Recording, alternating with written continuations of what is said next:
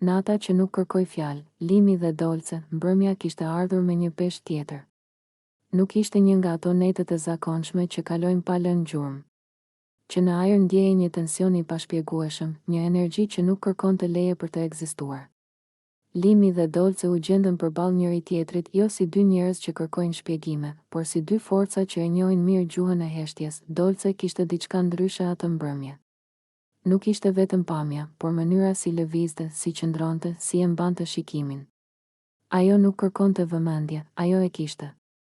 Çdo gjest i saj ishte i ngarkuar me vetbesim, me një qetësi që të çarmatos. Limi e ndjeu menjëherë këtë ndryshim.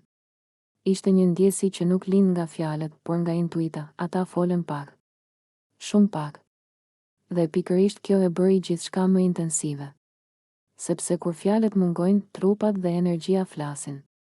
Çdo afrim i vogël, çdo distancë e shkurtër mes tyre, dukej si një vendim i heshtur që po merrej pa u thënë me zë. Mbrëmja u thellua dhe koha filloi të humbiste kuptimin. Dritat u zbehen, zërat përreth u shuan, dhe gjithçka që mbeti ishte prania e njëri tjetrit. Limi ndjeu një zjarr të brendshëm, jo të nxitur nga impulsi i çastit, por nga një përplasje emocionesh të grumbulluara, lodhje, dëshirë, nevojë për të ndjerë diçka reale pas gjithë kaosit të ditëve të fundit. Dolce nuk ishte thjesht pjesë e asaj nate, ajo ishte katalizatori. Ajo nuk e shtynte situatën, por as nuk tërhiqej. Ishte e pranishme, e vetëdijshme për efektin që kishte.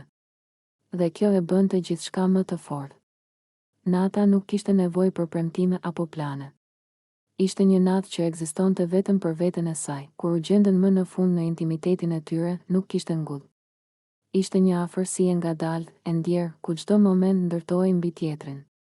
Një natë e zjarrt jo sepse ndodhi diçka që duhej treguar, por sepse ndodhi diçka që u ndje thellë. Limi e kuptoi se kjo natë ishte ndryshe nga të tjerat. Jo sepse ishte perfekte, por sepse ishte e sinqertë në intensitetin e saj. Dolce i dha diçka që ai nuk e kishte kërkuar me fjalë, por që i mungonte, një ndjenjë gjallërie, një rikujtim se ende mund të ndjesh fort, pa u shpjeguar, pa u justifikuar. Ora kaloi, nata u shtrie gjatë, dhe ata qëndruan bashkë deri në mëngjes. Jo në zhurmë, por në qetësi. Në atë lloj qetësie që vjen vetëm pas një nate të fortë emocionalisht. Dolce ishte e qetë, e sigurt, ndërsa Limi mendonte në heshtje se disa net nuk janë kthes jete, por ndalesa të nevojshme. Kur drita e parë e mëngjesit hyri në dhomë, gjithçka dukej ndryshe.